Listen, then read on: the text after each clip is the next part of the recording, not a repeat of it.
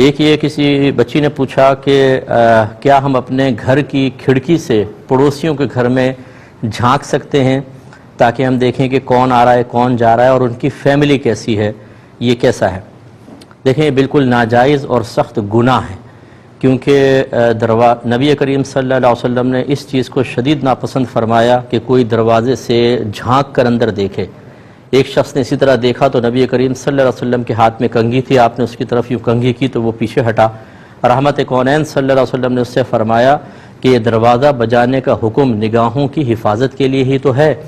تو یہ ہو سکتا ہے کہ آپ جھانکیں اور دیکھیں کوئی کیسی حالت میں ہو، کوئی کیسی حالت میں، تو اس طرح کسی کی اجازت کے بغیر اس کے گھر میں جھانکنا، بلکہ ایسی جگہ کھڑا ہونا کہ خامخواہ اس کے گھر میں صحن میں یا بعض اوقات واش روم باتھ روم وغیرہ باہر صحن کے اندر بنے ہوتے ہیں بعضوں کے، تو وہ نظر آ رہا ہے کون اندر جا رہا ہے کون جا رہا ہے، یہ بالکل غلط چیز ہے۔ اللہ تعالیٰ کی بارگاہ میں توبہ کرنی چاہیے اور آئندہ اس فعل سے اجتناب کرنا لازم ہے۔